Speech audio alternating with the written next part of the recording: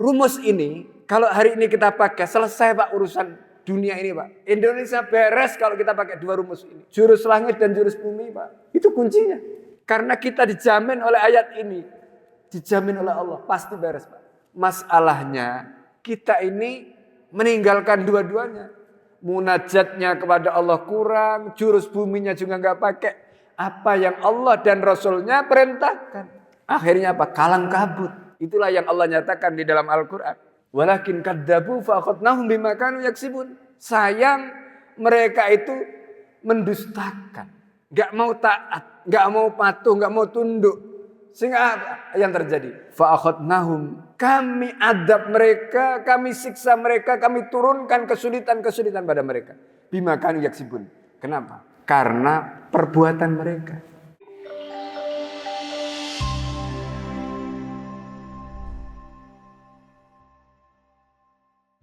Assalamualaikum warahmatullahi wabarakatuh. Bismillahirrahmanirrahim. Alhamdulillah wassalatu ala Rasulillah wa ala alihi wa sahbihi wa mawalah.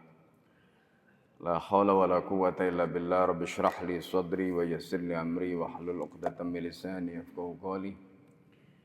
Allahumma inni a'udzubika an adilla wa dhalla zilla wa zalla wa adlima wa udlama wa ajala yajra alayya.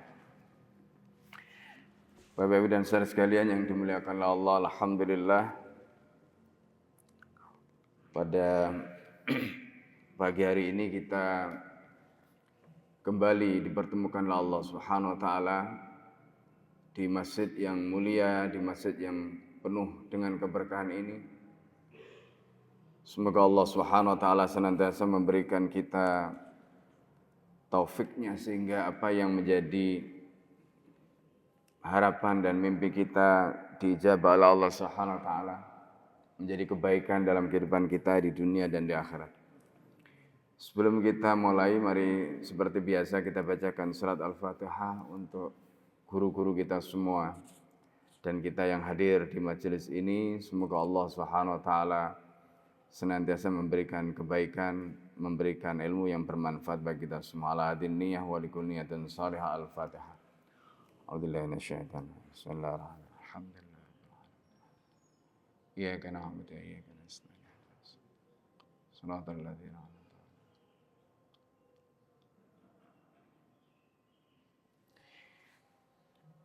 Bapak sekalian yang dimuliakan Allah, pada pagi hari ini kita akan selingi untuk kajian Hayatus Sahabat. Atas permintaan panitia diminta membahas topik yang terkait dengan Maulid Nabi Muhammad SAW. Jadi kita akan mengangkat Maulid Nabi 1447 Hijriah, umat Nabi Muhammad, umat terbaik dan wajib menang.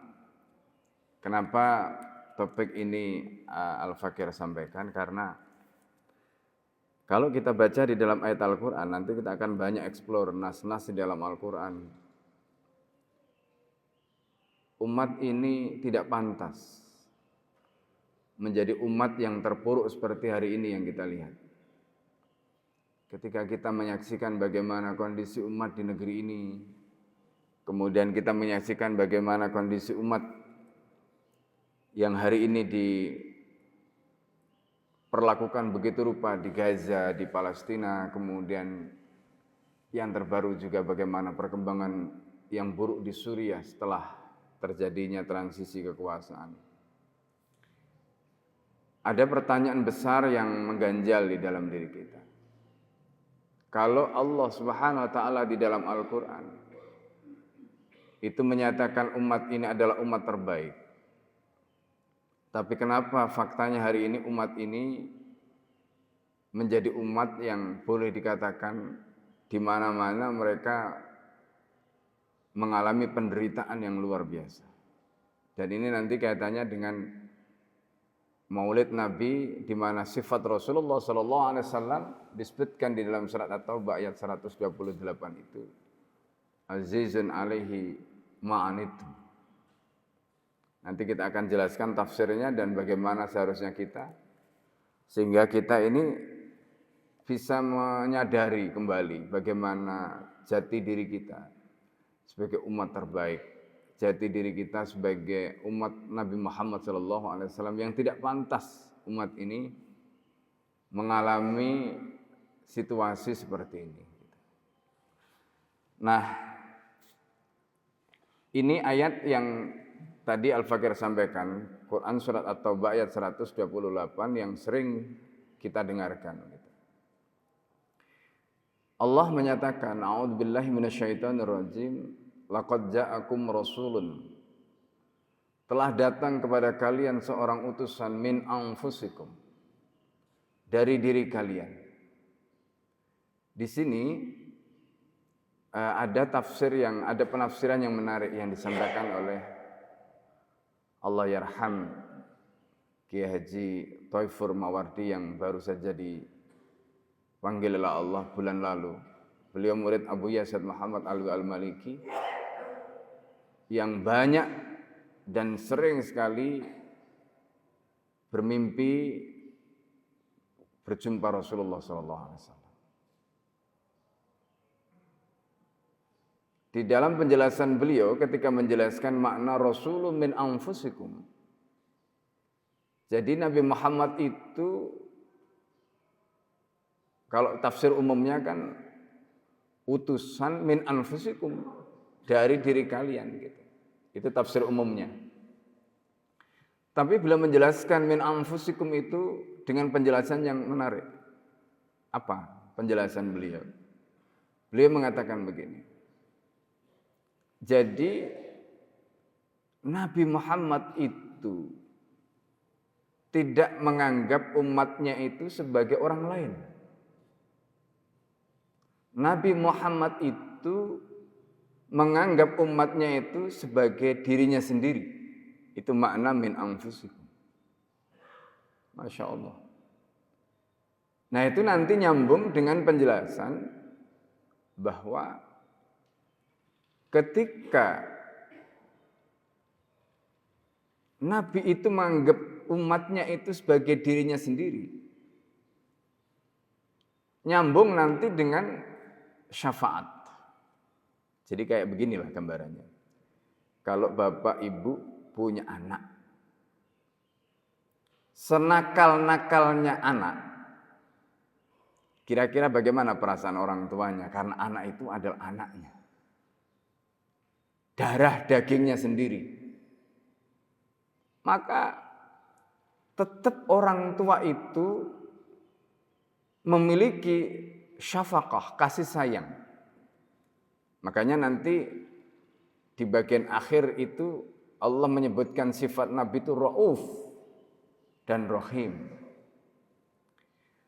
Jadi bagaimana Rasulullah SAW itu sayangnya kepada umatnya itu luar biasa. Coba bayangkan ya.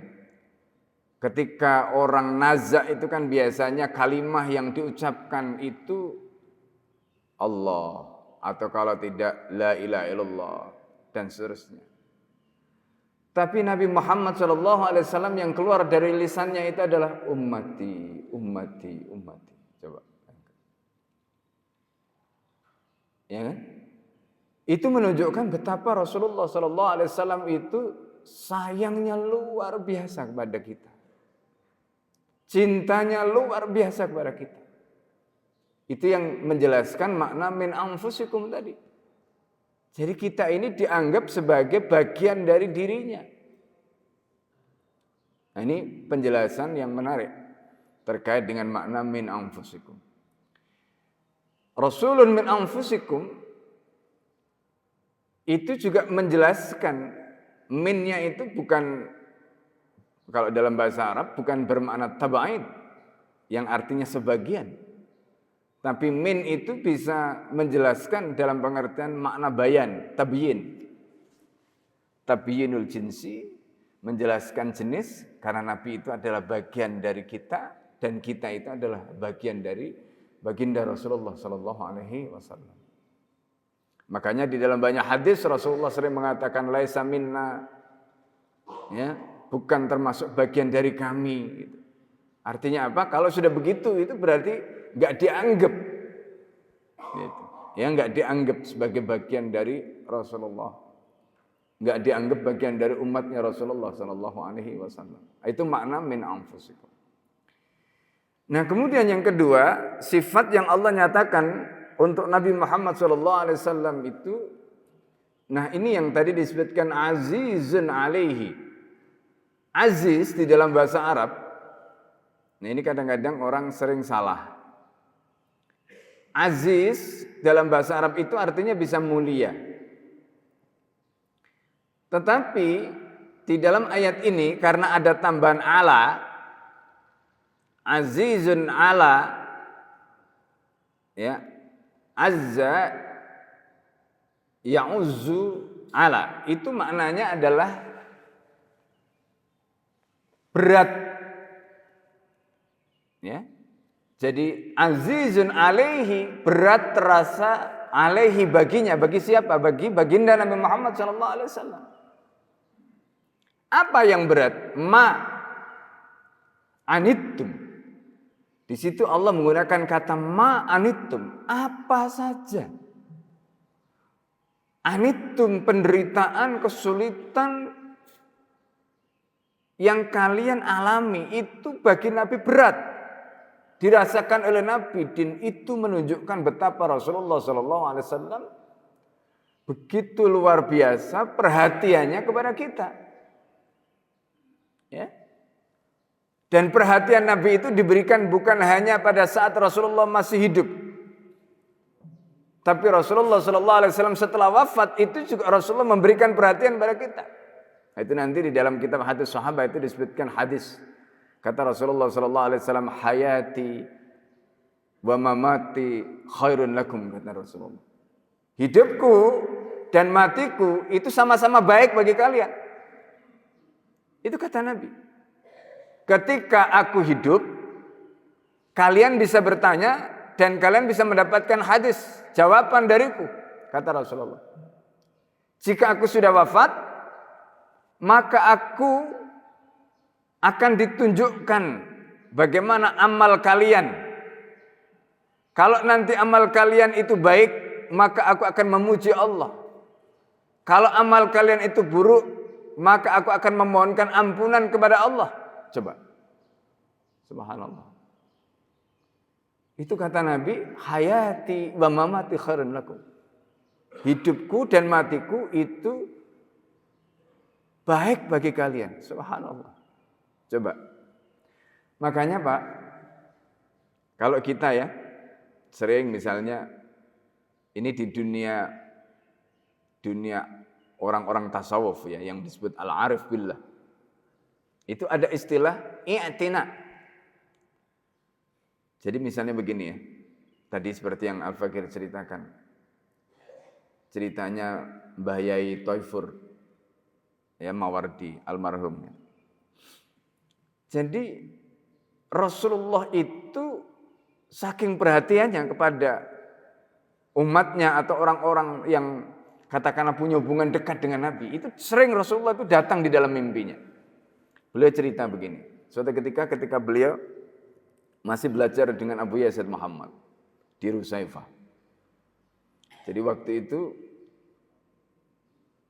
di Rusaifah ini sedang mengalami kesulitan air. Karena di Mekah kita tahu ya bagaimana cari sumber air itu kan susah.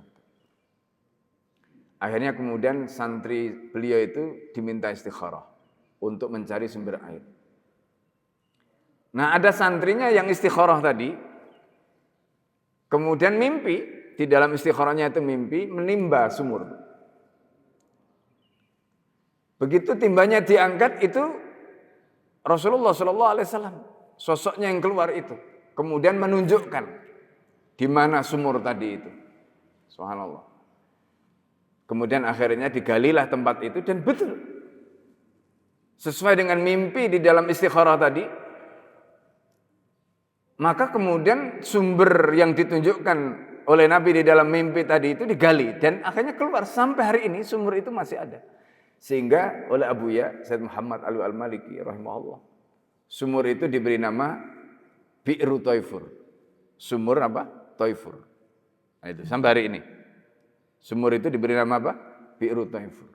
Itu Hasil istikharah beliau tadi, Masya Allah. Kemudian, karena beliau ini sering sekali bermimpi ketemu Rasulullah SAW, sampai dalam hal-hal kecil, Pak. Beliau itu di waktu ngaji di Rusaifah, itu beliau sebagaimana santri biasanya oleh Abu Yahya itu masing-masing orang dijatah makan 1 hari 3 kali. Ketika beliau makan 3 kali, itu Rasulullah datang di dalam mimpinya dan mengatakan kamu nggak pantas makan 3 kali.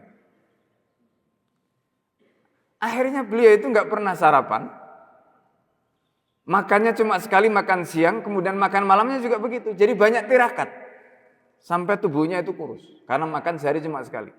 Apa ketika ditanya? Karena Rasulullah negur beliau. Coba bayangkan.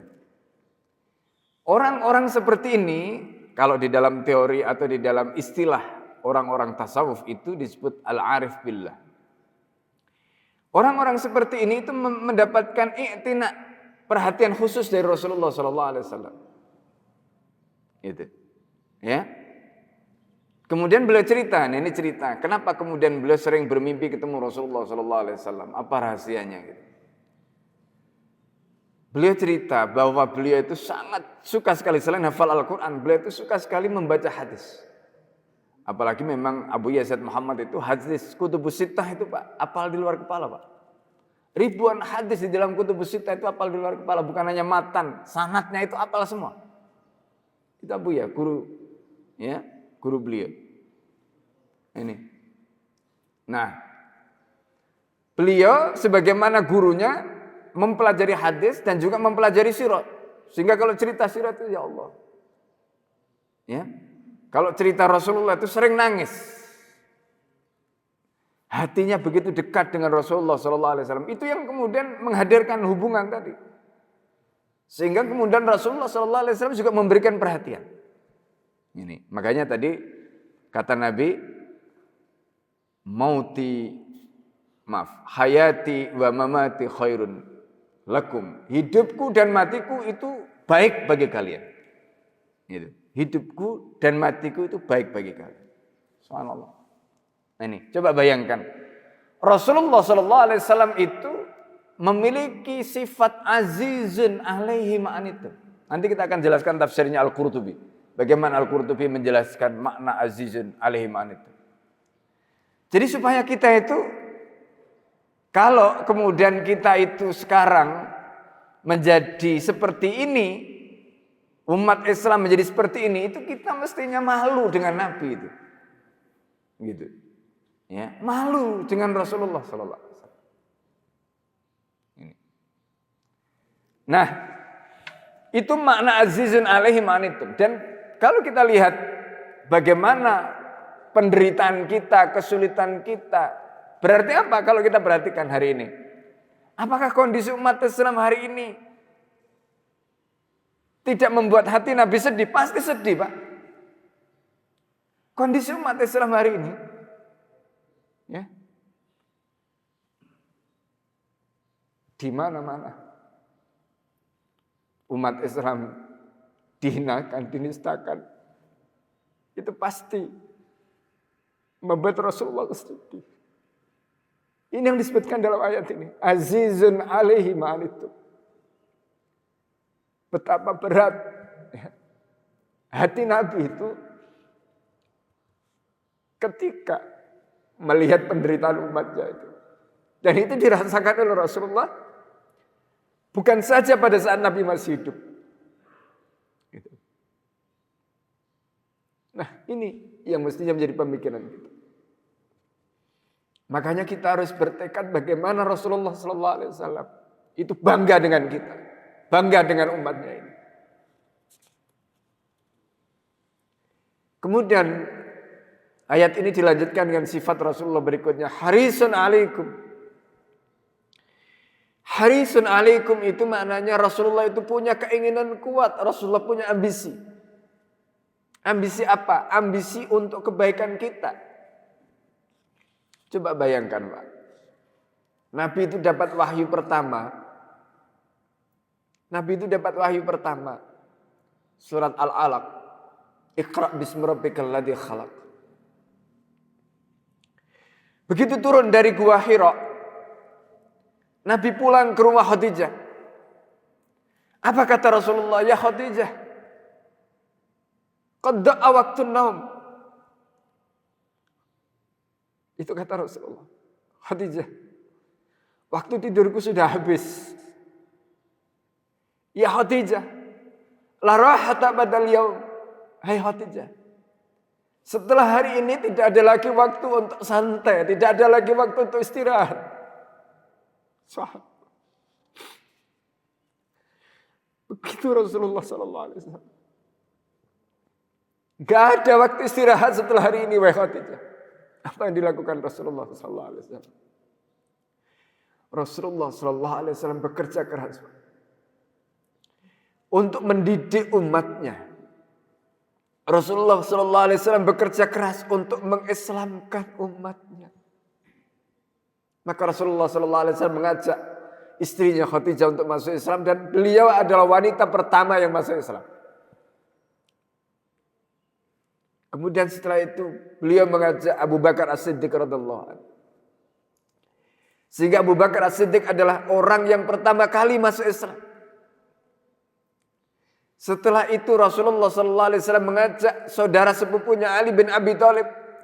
Sehingga Ali bin Abi Thalib adalah anak yang ketika itu usianya baru 8 tahun pertama kali masuk Islam. Ali bin Abi Thalib. Itu Rasulullah. Tidurnya Nabi itu tidak seperti kita, Pak. Matanya terpejam tetapi hatinya Nabi tidak pernah tidur. Itu baginda Nabi Muhammad SAW. Jadi ini gambaran tentang bagaimana Rasulullah itu harisun alaikum, punya keinginan kuat.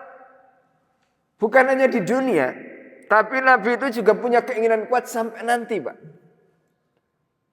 Nanti Al-Qurtubi kita jelaskan tafsirnya ayat ini. Bagaimana Al-Qurtubi menjelaskan harisun alaikum.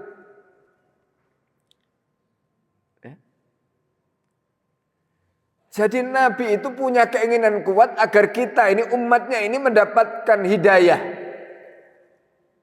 Karena tanpa hidayah kita ini kal bahaim, kata ya, para ulama itu. Kita itu akan seperti binatang, kita ini akan seperti hewan. Kalau kita tidak mendapatkan hidayah dari Allah Subhanahu wa taala. Yang menjadikan kita ini menjadi manusia itu karena hidayah, Pak. Karena hidayah. Hidayah itulah yang membedakan antara manusia dengan hewan. Nah ini.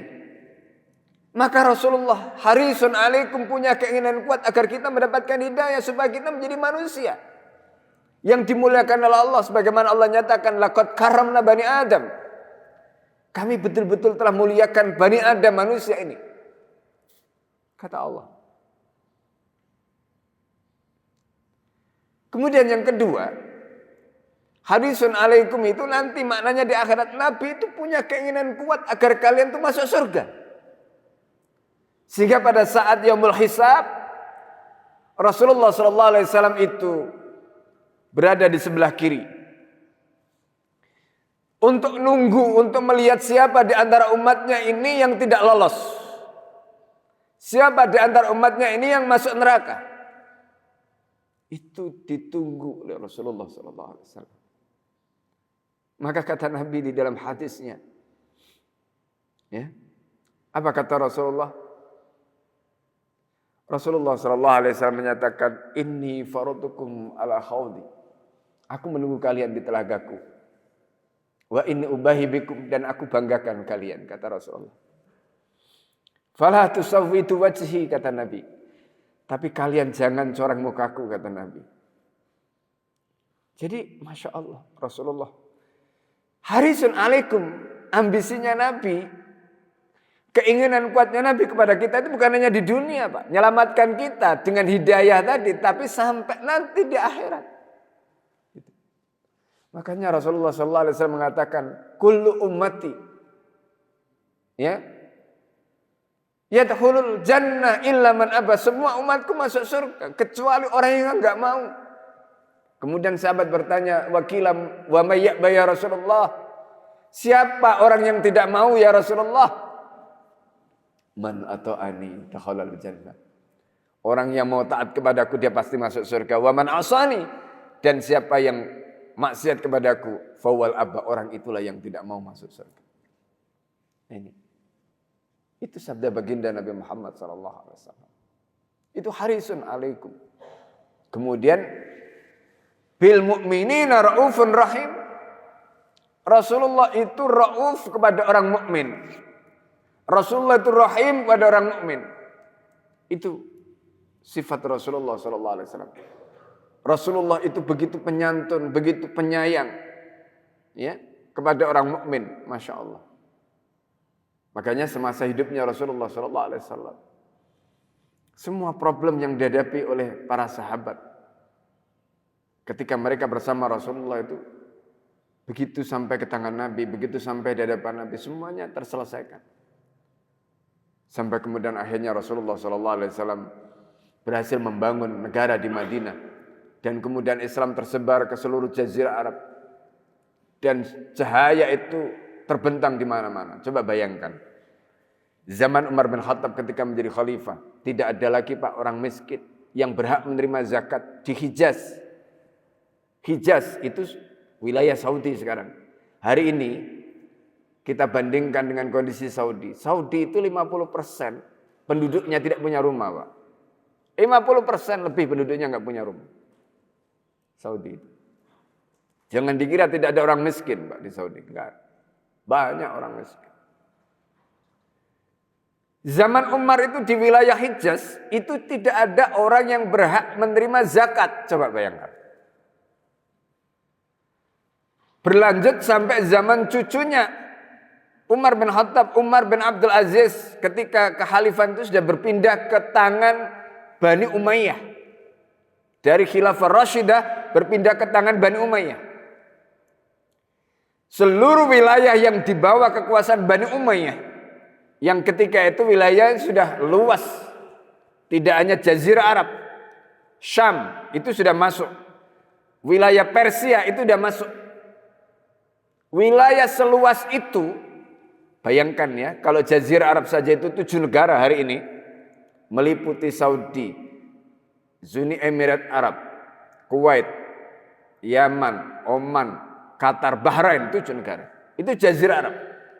Itu pada zaman ya Umar bin Abdul Aziz ditambah dengan wilayah Syam 4 negara, ditambah dengan wilayah Persia, ya, yang itu semuanya sudah masuk.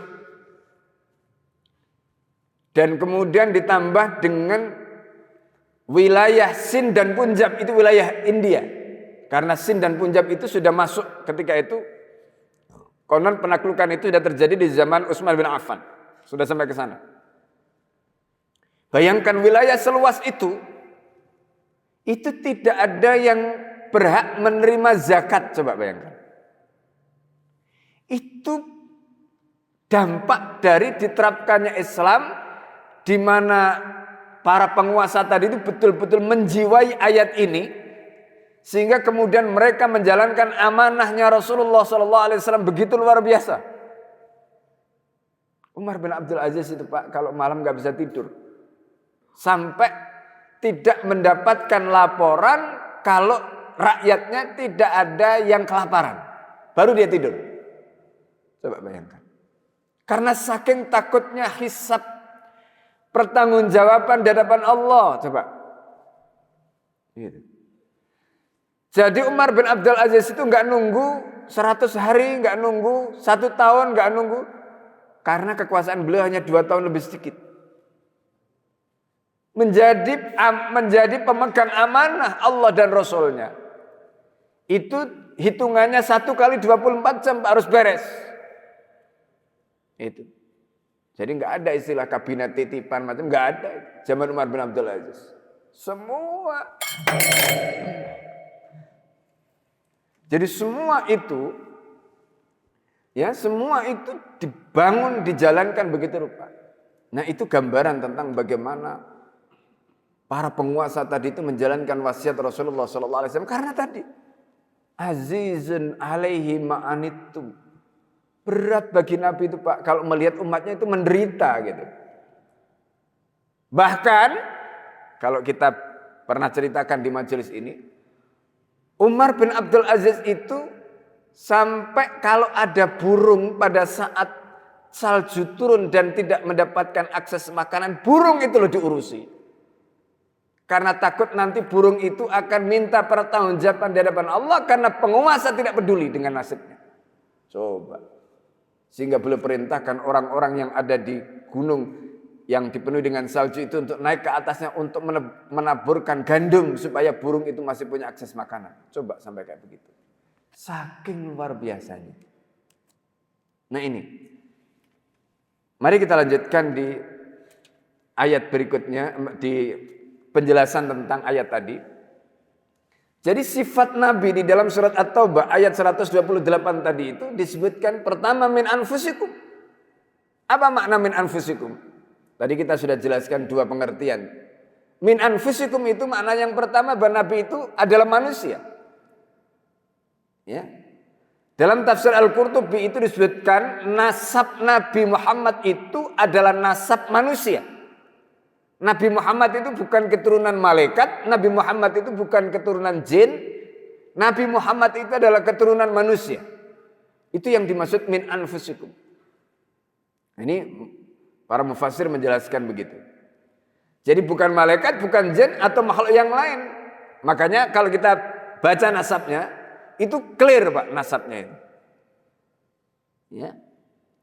Maka kata Rasulullah SAW, jadi kalau kita bicara dalam hadis Bukhari, itu ada riwayat yang menceritakan tentang bagaimana tradisi pernikahan di kalangan orang jahiliyah. Ada namanya sifah, itu perzinaan. Yang namanya sifah, lawannya nikah. Itu, jadi kadang-kadang dulu ya, zaman dulu, itu orang kalau misalnya punya istri meninggal, istrinya itu bisa diwarisi anaknya Pak. Itu pada zaman jahiliyah. Yang kedua, kalau ada orang perempuan itu hamil, nggak punya suami Pak. Nanti perempuan itu begitu anaknya lahir, karena yang menghamil itu banyak, disuruh ngundi. Siapa namanya yang keluar, itulah yang kemudian diklaim sebagai bapaknya. Atau kalau nggak begitu nanti kalau anaknya lahir disuruh memilih, orang-orang yang pernah menghamili tadi suruh kumpul semua, kemudian nanti anaknya suruh milih mana yang dipilih anaknya, itu yang jadi bapaknya. Coba bayangkan, kan ribet. Nasabnya tidak jelas. Tetapi Rasulullah SAW di tengah sistem jahiliyah yang seperti itu tidak ada sedikit pun ketidakjelasan pada nasab Rasulullah. Makanya di sini dijelaskan nama Nabi Muhammad itu adalah Muhammad bin Abdullah. Artinya ayahnya jelas siapa? Abdullah. Siapa Abdullah? Abdullah itu adalah bin Abdul Muthalib. Jadi putra dari Abdul Muthalib. Siapa Abdul Muthalib? Abdul Muthalib itu adalah bin Hashim. Putra Hashim. Siapa Hashim? Hashim itu adalah bin Abdi Manaf, putra Abdi Manaf. Siapa Abdi Manaf? Abdi Manaf itu bin Qusay, putranya Qusay. Siapa Qusay? Qusay itu adalah putra dari Kilab bin Kilab, bin Murrah bin Ka'ab bin Lu'ay bin Ghalib bin Fihr bin Malik bin Nadar bin Kinana bin Khuzaimah bin Mudrikah bin Ilyas bin Mudar bin Nizar bin Ma'addi bin Adnan. Sampai di sini nasab Nabi semua ijma' Pak. Tidak ada ikhtilaf nasabnya Rasulullah, semua ijma' sepakat. Ya. Tetapi dari sini sampai kepada Nabi Adam, nah itu nanti ada perselisihan. Ya, seperti yang kita kadang-kadang tahu ya atau baca. Jadi nasabnya sampai Nabi Adam, nah itu dari Adnan sampai Nabi Adam itu ada ikhtilaf. Ada perselisihan, artinya tidak satu suara. Tapi kalau ini satu suara semua. Meskipun nanti yang disebutkan itu tidak nama asli. Karena ada yang kalau dalam bahasa Arab itu, dalam tradisi orang Arab itu nama itu ada 4 Pak. Orang itu satu orang punya 4 nama Pak. Satu orang itu punya 4 nama. ada nama hakiki, nama asli. Yang kedua ada nama kunyah. Nama kunyah itu adalah nama yang dinisbatkan kepada anak. Abu siapa gitu. Karena Nabi itu punya putra 3. Karena biasanya Abu itu kembali kepada anak laki-laki. Maka Nabi disebut Abul Qasim. Ya. Kemudian Abu Ibrahim. Kemudian Abu Thahir. Karena putra Nabi ada yang menyebutkan, ada yang namanya Thahir. Nah ini. Itu Rasulullah. Itu namanya kunyah. Nanti kalau istri atau ibunya disebut ummu. Ummu Ibrahim. Ummul Qasim. Ummu misalnya Abdillah atau siapa. Itu namanya kunyah. Yang ketiga, itu nama laqab. Laqab itu nama gelar julukan. Itu ya. Jadi seperti Mudrika, kemudian Abdul Muthalib, ya, Abdi Manaf, itu bukan nama asli, itu nama julukan. Itu nama julukan. Kemudian yang keempat ada nama yang disebut nisbah. Nama terkait dengan nisbah. Jadi misalnya begini, kita karena sudah, kalau dalam tradisi orang Arab, kalau misalnya orang itu sudah tinggal di sebuah wilayah, sebuah daerah, lebih dari 4 tahun, dia akan dinisbatkan ke wilayah itu. Misalnya kita tinggal di Mekah 4 tahun, disebut Al-Makki. Karena di Bogor sudah 4 tahun, Al-Buguri. Ya, atau mungkin kita kan orang Jawa, Al-Jawi. Makanya Syekh Nawawi itu terkenal di Arab itu dengan sebutan Syekh Nawawi Al-Jawi, Syekh Nawawi Al-Bantani. Nah itu, ya, itu nisbah namanya. Nama yang dinisbatkan kepada tempat atau nama yang dinisbatkan kepada madhab. Misalnya kita penganut Syafi'i disebut Asy-Syafi'i. Kalau penganut Hanafi Al-Hanafi. Ya, kalau penganut Maliki disebut Al-Maliki, itu namanya nisbat. Jadi orang Arab itu punya 4 nama. Itu, satu orang itu. Ya, ini.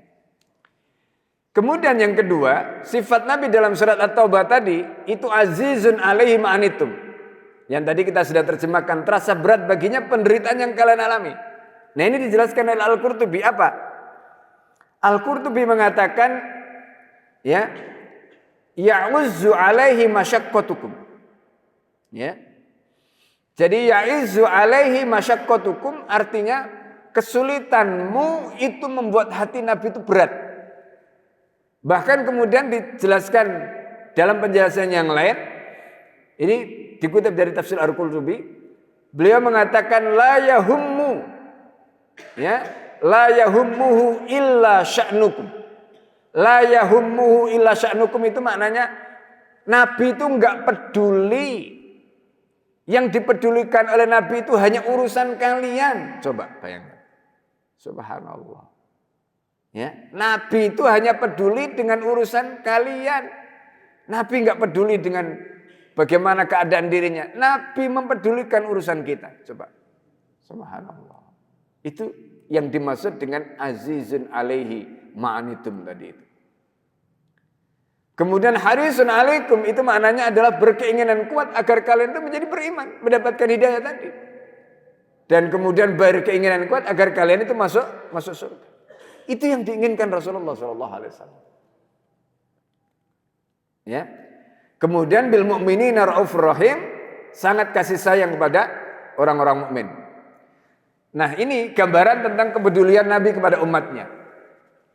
Kata rauf itu digunakan oleh Allah di dalam Al-Quran, dalam surat At-Taubah 128 tadi. Dijelaskan di sini oleh Al-Qurtubi, al-mubalighu fir ra'fati wasyafaqah. Al-mubalighu fir ra'fati wasyafaqah. Yang begitu luar biasa, sayangnya begitu luar biasa, ya, kasihnya kepada kita, itu Rasulullah. Enggak ada, Pak. Ya. Nabi yang seperti Rasulullah. Luar biasa. Ini. Ya. Makanya nanti kita di bagian akhir kita akan cerita bagaimana hak Rasulullah sallallahu alaihi wasallam yang harus kita penuhi, disebutkan oleh Imam Al-Qadhi Iyad di dalam kitabnya Syifa bi Ta'rif Huquqil Mustafa. Nah ini gambarannya ya. Kemudian waqala Al-Husain bin Fadl. Al-Husain bin Fadl itu mengatakan begini. Lam yajma'illahu li ahadin minal anbiya ismaini min asma'i. Belum pernah ada Allah itu menghimpun dua nama yang menjadi namanya untuk seorang nabi. Kecuali siapa? Illa lin nabi Muhammadin sallallahu alaihi wasallam. Kecuali hanya diberikan kepada baginda Nabi Muhammad sallallahu alaihi wasallam. Fa innahu qol, karena Allah pernah berfirman bil mu'minina raufun rahim dalam surat At-Taubah 128 tadi.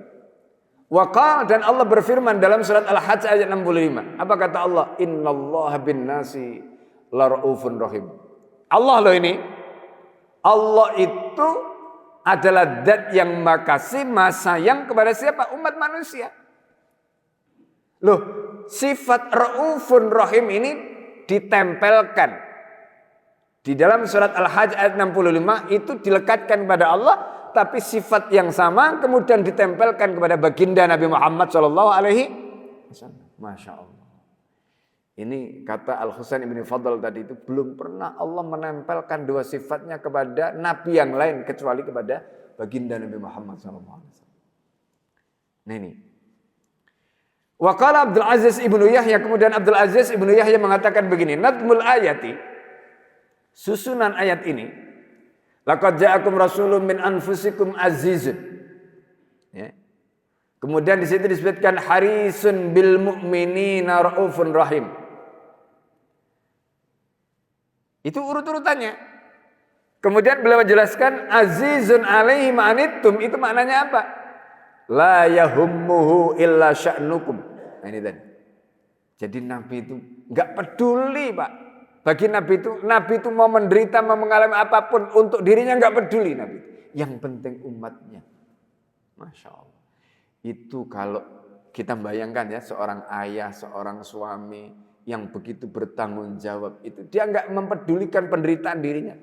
Yang penting keluarganya, yang penting anaknya, yang penting orang-orang yang berada di dalam pengasuhannya tadi itu, ya, semuanya mendapatkan kebaikan. Dia enggak peduli dia menderita. Itu gambaran tentang Rasulullah sallallahu alaihi wasallam.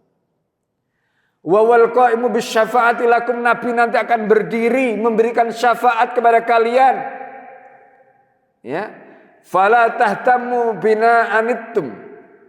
Ya. Maka kamu di sini beliau menyebutkan, maka kamu jangan pedulikan penderitaan yang kamu alami ma'aqamtum ala sunnati. Maksudnya begini, selama kamu itu berdiri memegang teguh sunnahnya, kamu enggak usah khawatir, kamu enggak usah peduli dengan kesulitan penderitaanmu, tapi kuncinya ma'aqamtum ala sunnati. Nah, ini yang sekarang menjadi PR kita, Pak. Kenapa umat Islam hari ini terpuruk? Karena kita sudah tidak aqamtum ala sunnati. Ini problem. Dan ini nanti menjadi jawaban kenapa kita terpuruk hari ini. Fa innahu la yurdihi, dia tidak ridho illa dukhulukum al jannata, kecuali kalian itu masuk surga. Bagaimana caranya? Di dunia Rasulullah mengajarkan kita syariat. Supaya apa? Selamat, Pak. Syariat itu diturunkan supaya kita itu selamat dunia dan selamat di akhirat. Jadi kalau kemudian kita nggak mau taat kepada Nabi, nggak mau ngikuti Nabi, terus kemudian hidup kita sekarang menderita seperti ini, itu bukan salahnya Nabi, salah kita, karena kita ndablek. Karena umat Nabi ini ndablek, nggak mau ngikuti syariatnya, sehingga akhirnya seperti ini. Gitu. Ya. Nanti di akhirat juga begitu. Nabi itu akan didatangkan, wajib Nabi ka ala haulai syahida. Aku akan datangkan kamu Muhammad untuk menjadi saksi bagi mereka. Nangis Pak Nabi itu ketika ayat itu dibacakan. Nangis. Bagaimana beratnya Nabi untuk menjadi saksi umatnya, Pak. Coba kita ini misalnya jadi orang tua ya. Terus anak kita diadili di depan kita, Pak. Anak kita diadili di depan kita, gimana perasaan kita, Pak? Nangis Rasulullah. Ketika ayat itu dibacakan oleh Abdullah bin Mas'ud, nangis, Pak. Air matanya sampai membasah jenggotnya. Sampai Rasulullah mengatakan, yakfi ya Abi Mas'ud. Cukup Abi Mas'ud. Gak kuat Pak Rasulullah. Membayangkan bagaimana umatnya ini ketika nanti diadili di hadapan Allah, diadili di situ, Rasulullah dijadikan sebagai saksi mereka. Masya Allah. Ini. Kemudian mari kita lihat. Jadi sebenarnya Allah itu sudah memberikan jaminan, Pak, di dalam surat Al-Anfal. Ayat ini ayat yang turun dalam peristiwa perang Badar, Pak. Kalau kita mau ceritakan nanti lain kali lah. Panjang sekali penjelasannya. Tapi kesimpulannya begini. Coba perhatikan baik-baik ayat ini. Allah menyatakan wa yuridu ayyakhtauka. Kalau orang-orang kafir itu ingin menipu kamu Muhammad, fa inna hasbakallah, kata Allah. Kamu enggak usah khawatir Muhammad. Karena Allah itu akan menjagamu, Allah akan mencukupimu, Allah akan melindungimu, Allah akan menolongmu. Cukup Allah bagimu Muhammad. Enggak penting mereka itu. Mereka mau menipu kamu, mereka berkonspirasi kepadamu, enggak usah khawatir. Walladzi ayyadaka binasrihi, dialah yang menolong kamu dengan pertolongannya. Wabil mu'minin, dan dengan menjadikan orang-orang mukmin itu bersamamu. Apa yang terjadi kemudian? Ini ayat 62, di ayat 64 Allah melanjutkan, ya ayuhan nabi, ini lebih tegas lagi. Ya ayuhan nabi, wahai nabi, kata Allah. Hasbukallah, cukup Allah bagimu. Allah akan mencukupimu, Allah akan menyelesaikan urusanmu, Allah akan memberesi semua problem-problemmu. Wa manittaba'aka minal mu'minin, dan orang-orang mukmin yang bersamamu. Nah ini Pak, pentingnya kita ngikuti Kanjeng Nabi.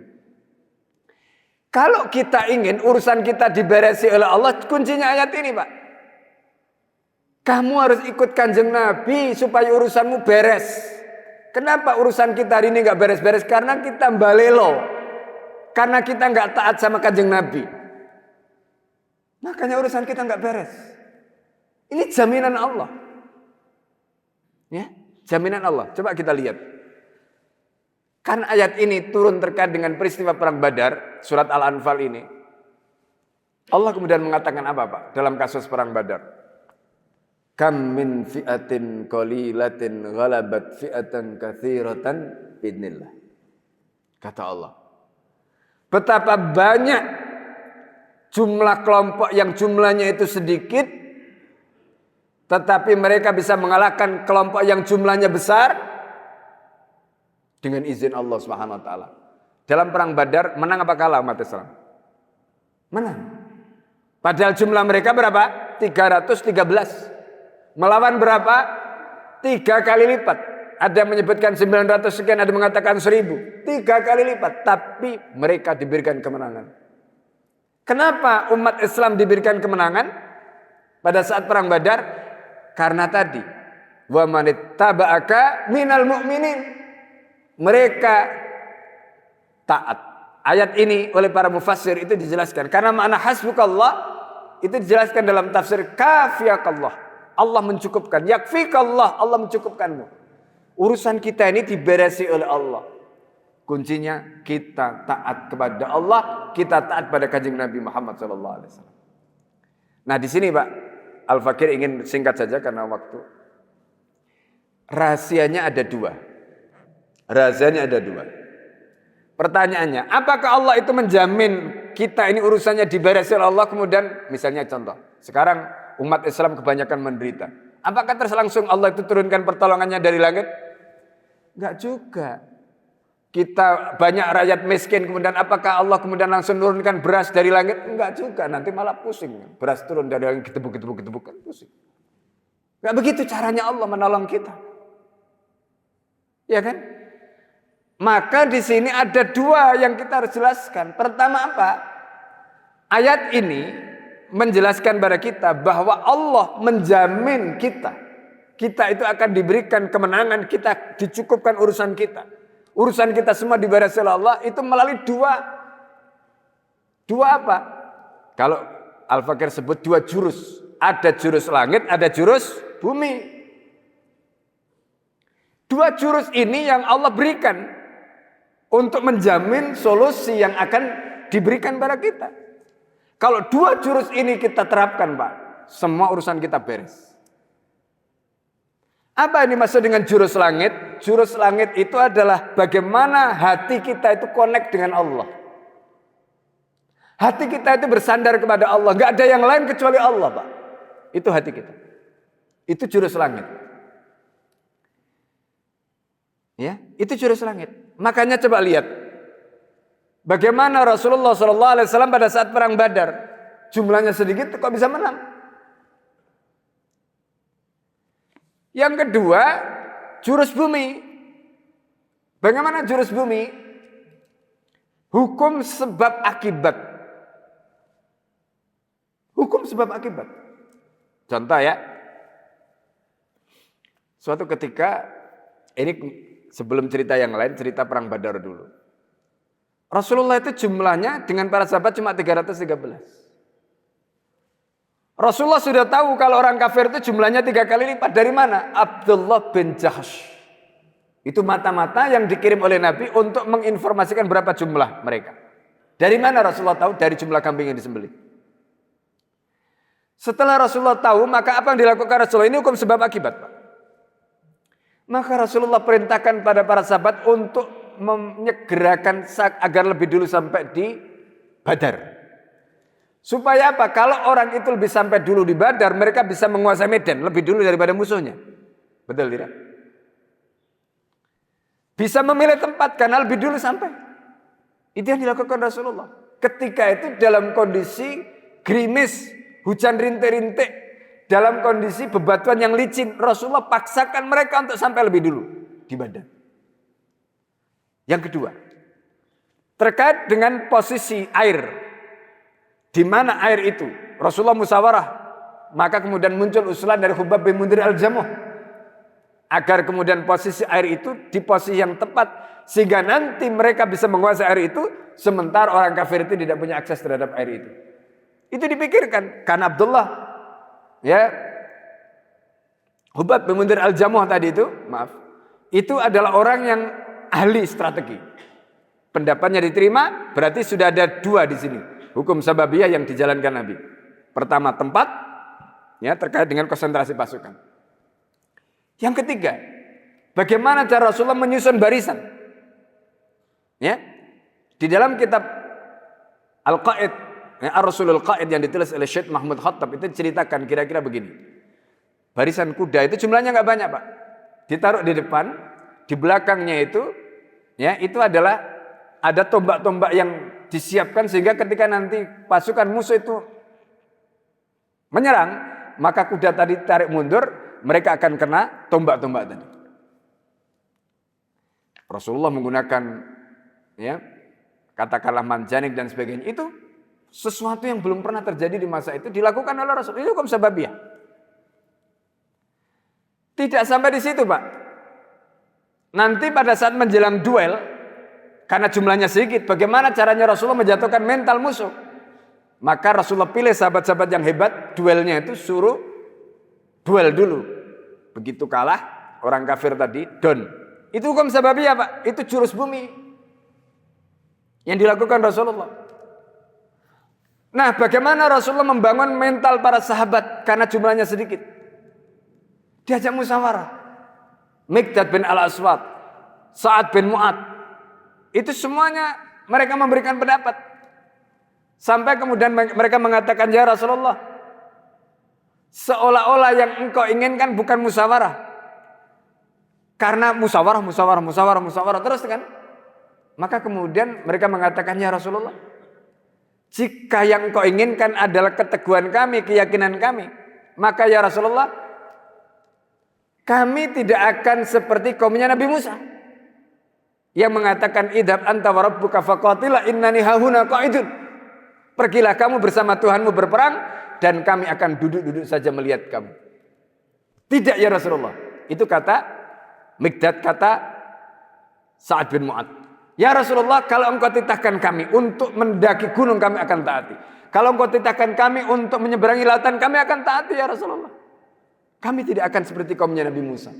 Oh, begitu Rasulullah mendengarkan komitmen para sahabat yang begitu tadi, yang ngomong Sa'ad bin Mu'ad, pemimpin kaum Ansar, wajah Rasulullah langsung berseri-seri, Pak.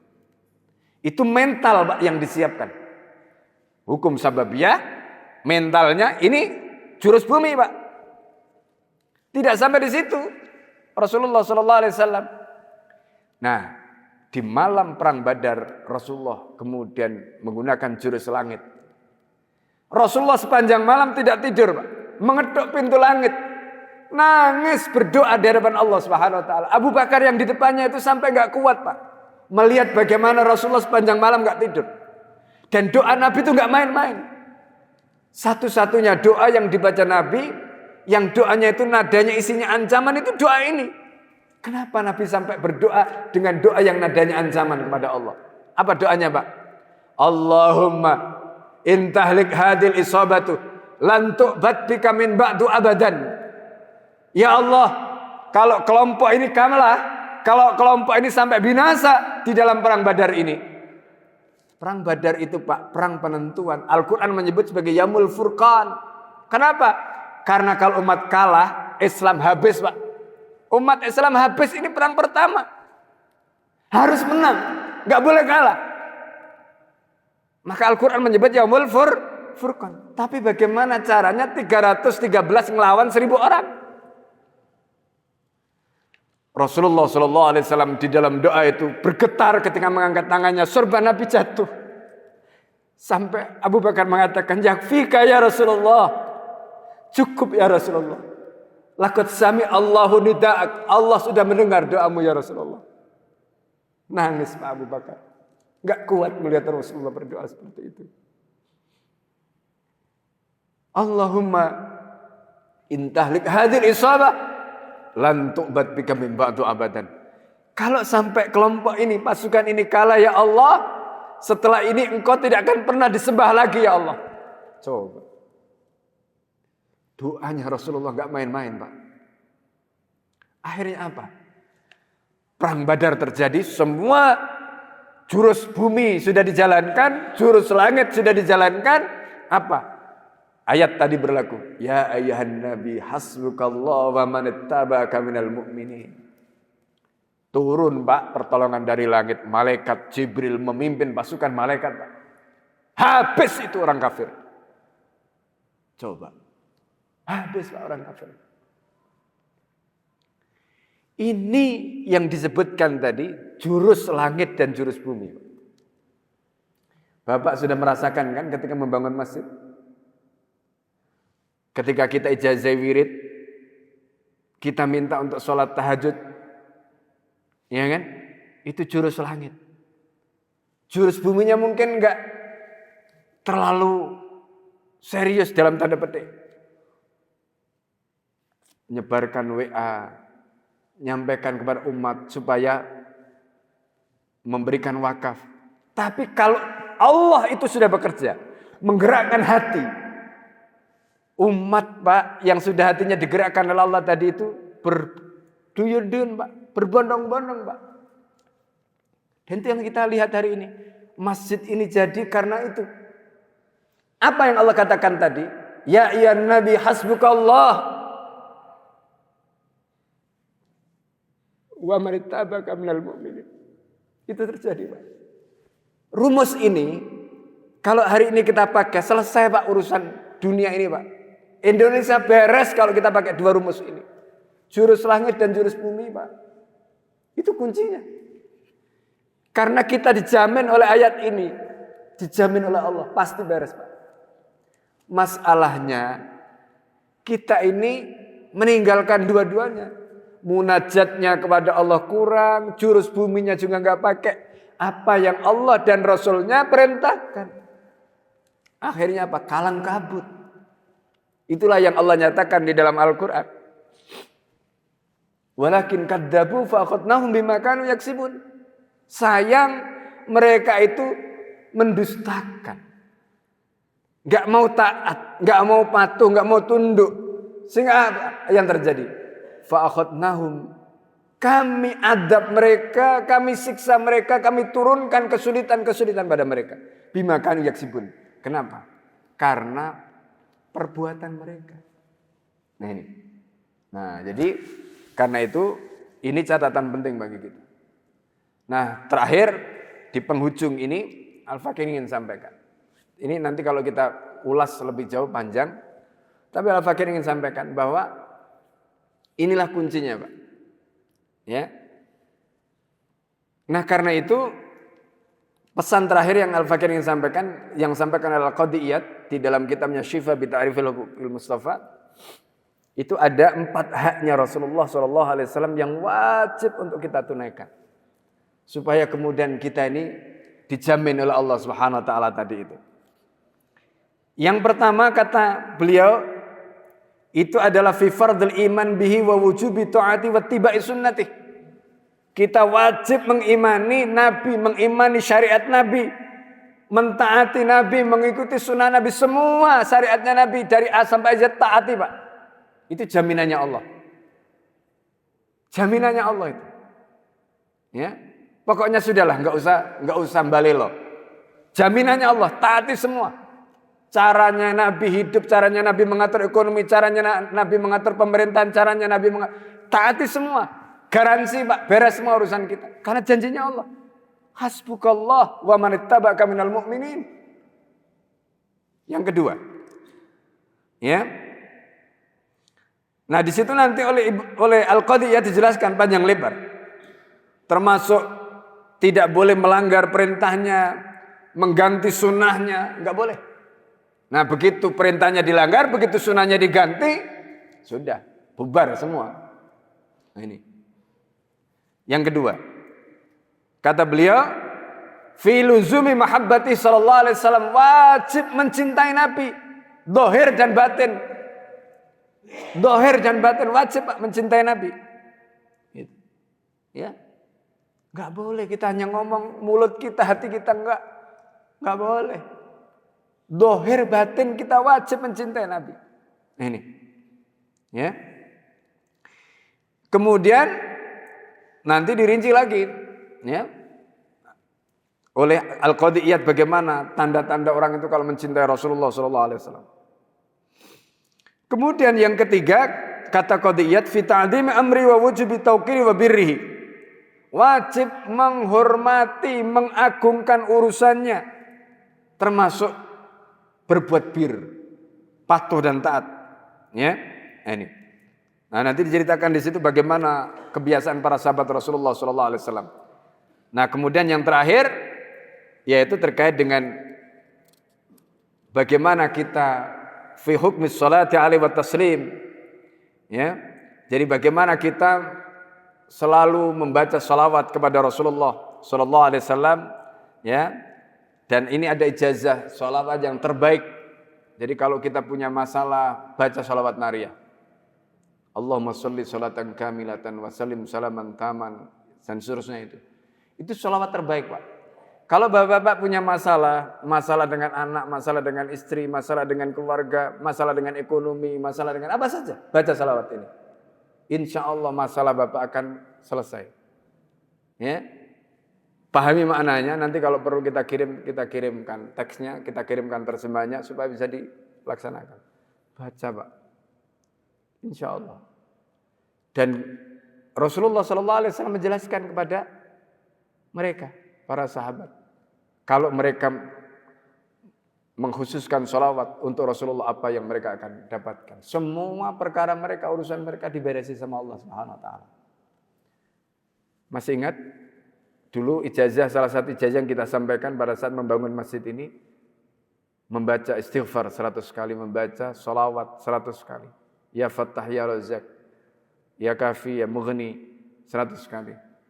Kemudian terakhir itu, Ya Hayyu Ya Qayyum birahmatika astaghits. Ya. Kalau kita rajin qiyamul lail, kalau kita rajin sholat duha, wirid tadi kita jalankan insyaallah, Pak, istiqomah, nanti urusan kita akan diberesi oleh Allah Subhanahu wa taala. Mungkin itu yang bisa Al-Fakir sampaikan. Ya. Kurang lebihnya mohon maaf. Mari, karena sudah pukul 6.16, kita tutup majelis ini ya dengan membaca doa kafaratul majelis. Subhanakallahumma hamdika asyhadu an la ilaha illa anta astaghfiruka wa atubu ilaik. Assalamualaikum warahmatullahi wabarakatuh.